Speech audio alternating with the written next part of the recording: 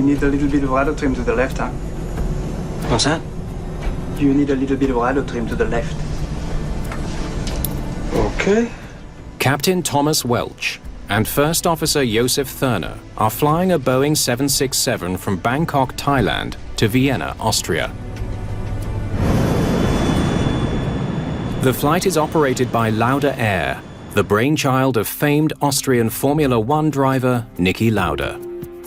For me, it was a logical step after retiring from racing to start in this kind of business. And that's what I did with Lauda Air. Throughout the 70s, Lauda dominated Formula One racing.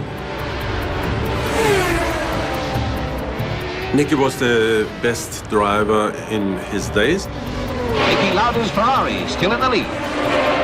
I think Niki is the best-known Austrian since Mozart. And that's how they finish. Niki Lauda takes the flag. He won the World Championship 3 times, then used his fame to launch a new career and a new airline.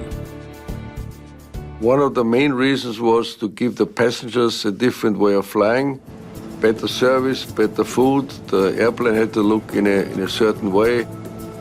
The Lauda Air 767 is less than 15 minutes into its 11-hour flight to Vienna. It's a route Niki Lauda knows firsthand because he's not just the owner of the airline. He's also one of its pilots. When you run a company and you fly, it's very simple. Because when you are with your passengers, then you know what is going on. You can look yourself what the problems are, and I corrected things quicker in that way. Capture 13, 5 plus 18, reserve is 20. In the cockpit, Captain Welch and First Officer Thurner monitor their instruments, while the autopilot controls the climb.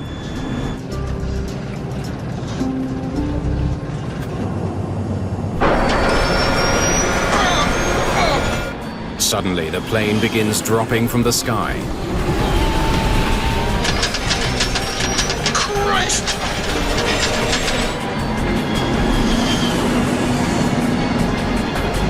Here, wait a minute.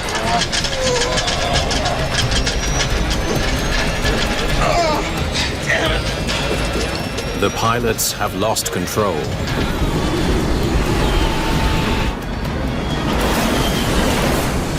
Lauda Flight 4 is plummeting to Earth.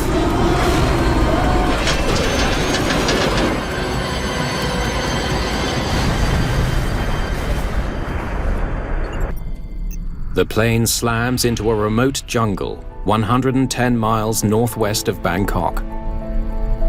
I was at home and I had a phone call from the news station here in Vienna, and they said one of your airplanes crashed. When rescuers arrive, it's immediately obvious that there's no one to be rescued. All 213 passengers and 10 crew members are dead.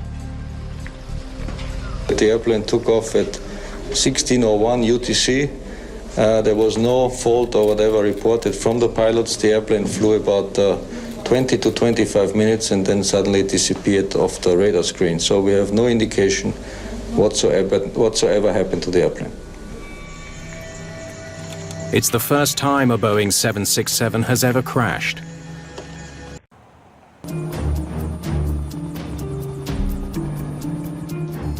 Investigators listen as the Lauda pilots discuss a mysterious cockpit warning. What's it saying there about that? Additional system failures may cause in-flight deployment.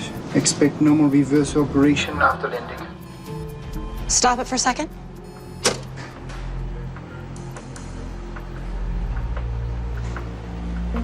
Additional system failures may cause in-flight deployment. He's talking about the reverser isolation valve warning. The warning relates to a valve in the left engine's thrust reverser. The hydraulic isolation valve controls the flow of hydraulic fluid to the reversers. When it's open, the reverser can be stowed or deployed. When it's closed, the reversers won't budge. Okay. The crew doesn't sound worried about the warning.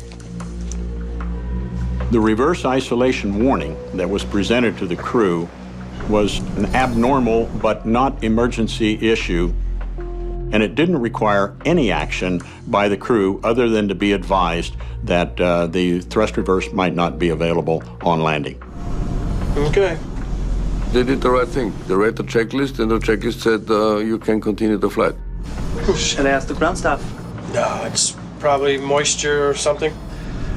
Because it's not just on, it's coming on and off. Yeah.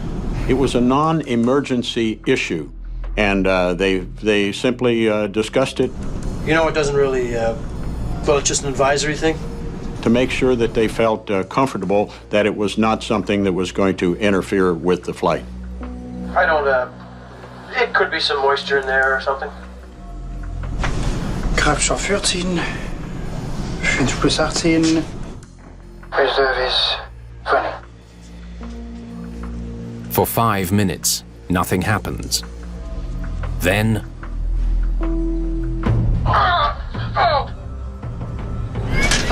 Reversers deployed! Oh, Christ!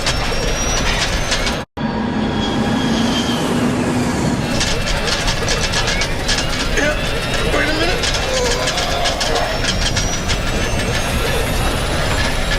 Oh, damn it. The captain said, damn it, and reactions of a pilot which is out of control, basically. The co-pilot didn't say a word in these moments of the crash. So for me, it was very obvious that something must have happened there so quickly, because normal pilots, they communicate with each other if there is a problem. the CVR confirms that whatever went wrong, it happened blazingly fast. Just 22 seconds later, the sound of the plane being ripped to pieces.